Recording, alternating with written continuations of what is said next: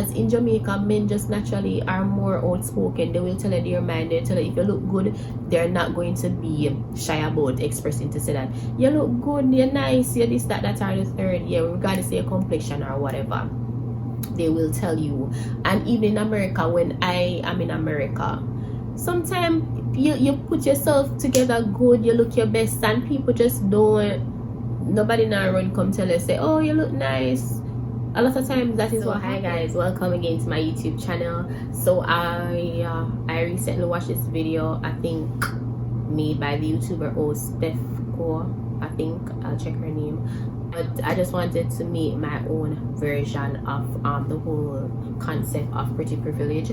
I do believe and acknowledge that pretty privilege is actually real and it is very much active in society, and I do agree with a lot of the things that she spoke about. I think that when it comes down to black people, we have always, I don't know why, but it's like we have always allowed for everybody else to dictate to us, to tell us what beauty is, to tell us what our value is, what our worth is. And it's like we as black people, we are trendsetters. We're always the ones setting trends. And if you look even in today's society, you see a lot of the things that we set as trends, a lot of the things that we have done in society.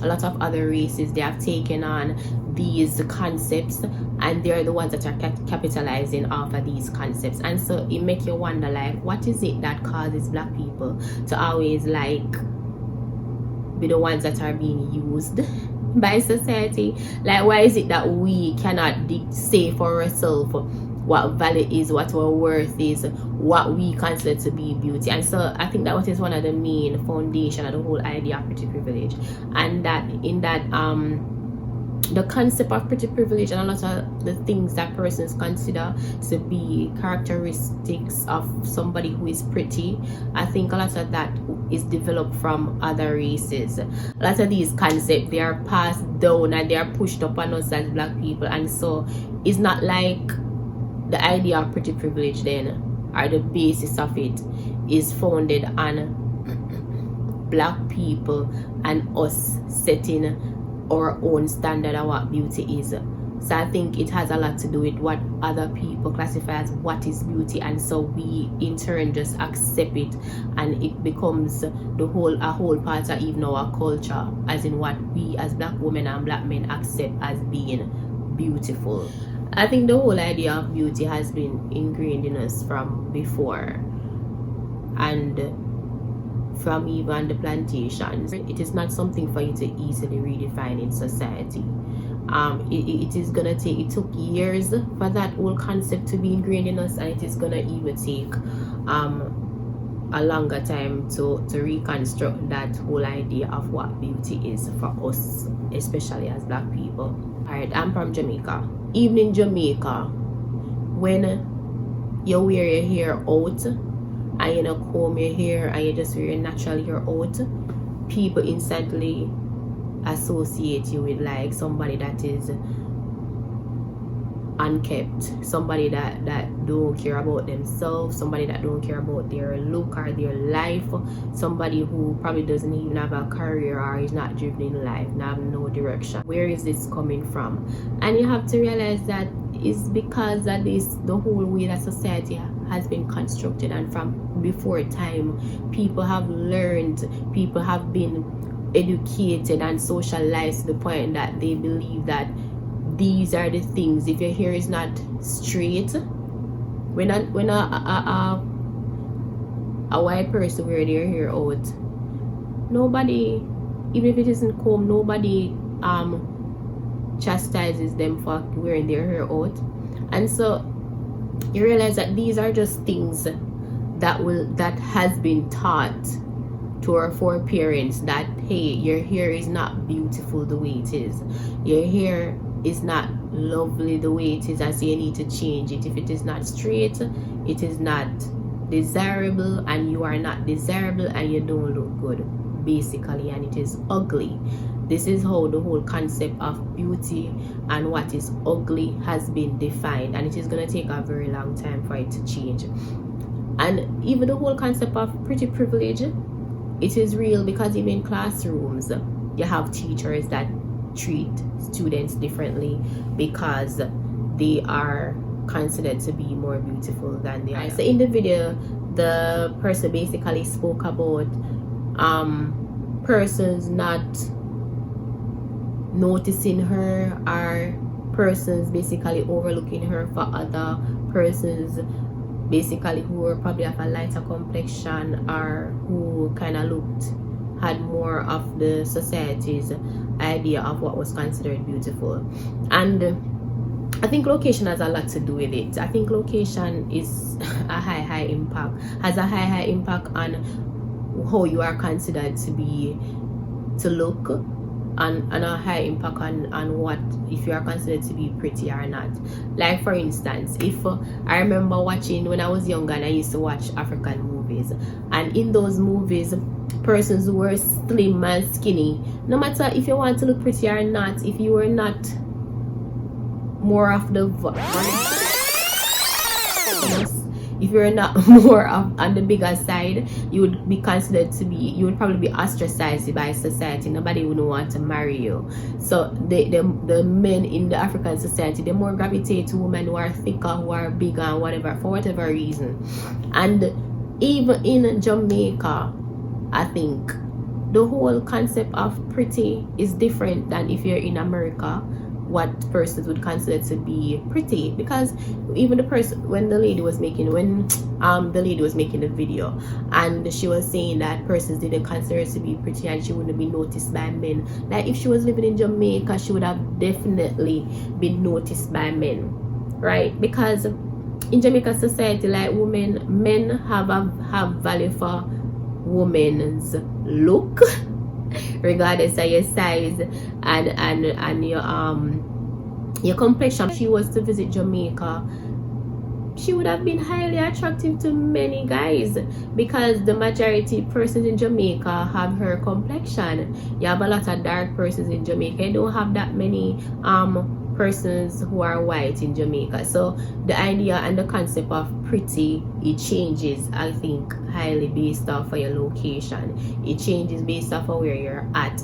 And so if you're in a country like Jamaica, you would be noticed. Like if you're in a country probably down south or so, where you have more persons, it is more prevalent to see persons who are on the lighter complexion side, then I guess the idea of what is gonna be considered beautiful is gonna be different than if you're in a country like Jamaica, where it's predominantly black people and people who have your kind of features. And so it is good to associate yourself then in circles with people who have your kind of features. Many of the persons that are considered to be beautiful on social media, is not necessarily that they are more beautiful than you are. It's just that these people, they take a lot of time to do their makeup. They have a lot of money and resources to be able to kind of cater to their facial features and to perform all kind of surgical procedures on themselves. They do hours of makeup which you're not gonna be doing, and they have a whole team of persons who are paid to make sure that they look good, to make sure that they're captured in the right lighting, right? Whereas you wake up in the morning, you just take a couple minutes, wash your face or whatever, and you're out. You're not gonna be looking like those kind of persons. And so these are some of the things that we have. It's not like they are more beautiful than you are, than you are or than I am. It's just that these people just have more money, and sometimes money literally just make you look good. Yeah, money makes people more attractive and make people just seem to look better. It kind of just naturally ups your level of attraction, and that is just like a mental thing too. Like even if somebody dressed up in the same clothes, somebody is dressing in the same clothes that you have, and even have on the same amount of makeup, the whole idea that they have money, they just appear to be more attractive by society. Is just one of them things, one of those things always people think, and how human beings are in society. Privilege is real, and people do treat you differently based off of your looks. And sometimes it is not just about having beautiful physical features. Sometimes it's how you carry yourself as well. If you are unkempt, then naturally people are not going to be that drawn to you or attracted to you. People are not going to believe in you. And so even though you have a lot to give, and even though internally you have a lot, naturally human beings, we see the outward. When you meet somebody, you have no idea what their internal is, and you judge them based off of what you see outward. And so that is why naturally we have to carry ourselves in the way that we want to be seen. And even the whole concept of, you know, makeup and all of that, if you say, for instance, and I've seen this many times, even in Jamaica, if you don't bathe, don't fix yourself properly, don't comb your hair, go on the road, go into a store, sometimes the representatives, they don't even see you. It's like you don't exist. Nobody not coming to ask you like, can I help you, assist you, whatever. No. But put yourself together, bathe, fix up your face, fix up your hair, whatever, and go into that same store, and you see how many persons rushing to assist you. This is just a natural thing in society, natural part of society. And you know, my brother said to me the other day that when I was discussing the whole pretty privilege thing with him, and he was saying that, then Tina, you think that so many guys just treating you, when you go on the road, so many guys just treat you good for no reason at all. And I was like, whoa, I never thought of that.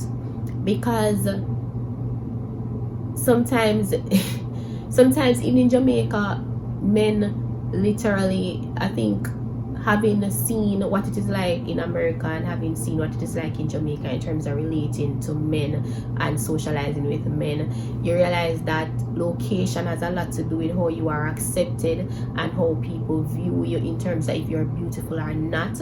In Jamaica, men just naturally drawn to and are more vocal in expressing themselves, in, you know, reaching out to you. And I think that also has a lot to do with it too, because in Jamaica, men just naturally are more outspoken. They will tell you their mind. They tell you if you look good, they're not going to be shy about expressing to say that you look good, you're nice, you're this, that, that, or the third. Yeah, regardless of your complexion or whatever, they will tell you. And even in America, when I am in America, sometimes you put yourself together good, you look your best, and people just don't, nobody now run come tell you, say, oh, you look nice. A lot of times that is what happens, because I think based off of the culture too, it has a lot to do with it. So based off of where you're at, so if you're in a place where it's highly more white people, they're gonna be drawn to their own kind. And if you're in a place with people who are like you, who are socialized like you, they will have a greater appreciation for you and what you bring and what you have to offer. And so yes, we have a lot of burdens and baggage passed down by how our ancestors were socialized to believe that beauty was in the more what they call it, Eurocentric. I don't even know what these concepts, I don't even know fully how these concepts, I don't know fully about these concepts, but in the more Eurocentric features.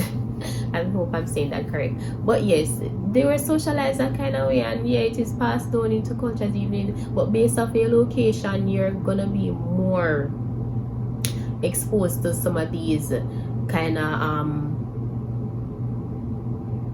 you're gonna be exposed more to some of these scrutinies than if you're in other cultures. And so location has a whole lot to do with it, and how you put yourself together also. So you have to, what you have to do, since we can't change now what is in the heart and the mind of men, now we can't like re-socialize everybody to have a different idea what beauty is. You have all that we have to do is to do what we have in our power to do, which is to do our best to look the way that we want to be perceived by society, to look the way that makes us feel good about ourselves, that make us feel comfortable about ourselves, and to do our best to socialize our kids, teach our children and the future generation about what beauty is, about accepting themselves and loving themselves, and always putting their best foot forward and looking their best.